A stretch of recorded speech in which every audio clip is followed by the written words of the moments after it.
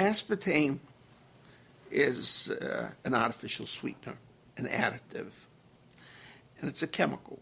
It's not a natural product. It's a chemical. The molecule is made up of 3 components. 2 are amino acids, the so-called building blocks of protein.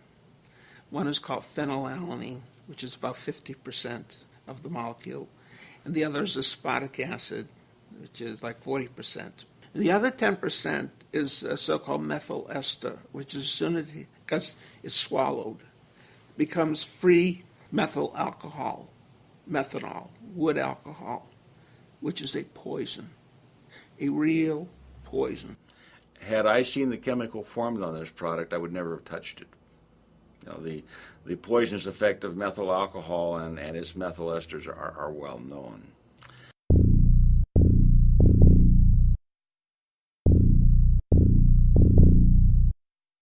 The G.D. Searle Company, in the quest to get approval for their product, aspartame, they conducted a study on animals in which they fed some animals, like I said, low dose, medium dose, high dose of the product, and then they used control animals that supposedly did not get any of the product.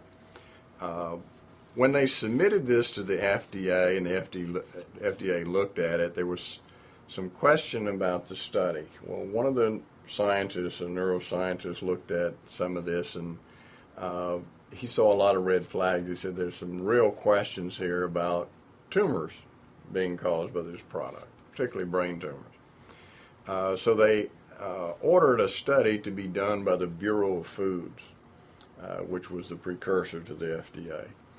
And Dr. Jerome Bressler was in charge of this group to look through the research that had been done by G.D. Searle, and that's what the Bressler reported about. And this is the report here. Basically what it shows is that either a lot of purposeful shenanigans was carried on to get this product approved, or, as he states it, it was the world's worst research. They found that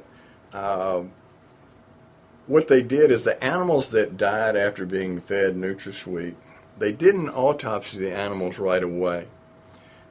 Some of them were not autopsied more than a year afterwards. And of course the tissues broke down and liquefied, and so they couldn't do proper studies on them, but they reported it as if they had, and they reported these as normal. They found that they were taking tumors and cutting them out and throwing them away and saying the animal was normal.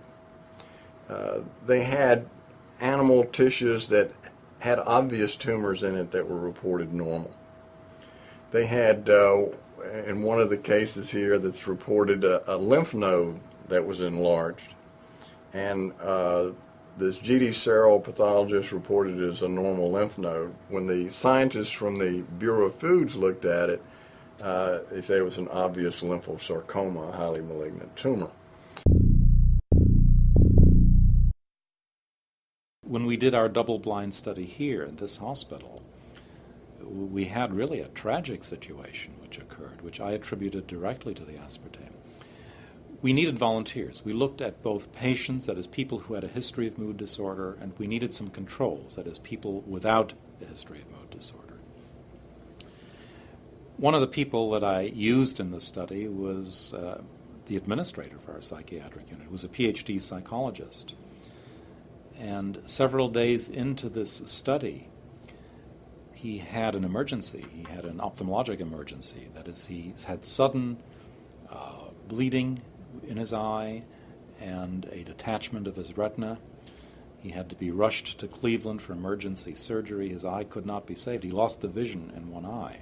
At the same time, we had another participant in the study, a nurse, who also had an episode of intraocular bleeding, that is, bleeding within her eye. So we had 2 people who, during the course of the study, had eye emergencies.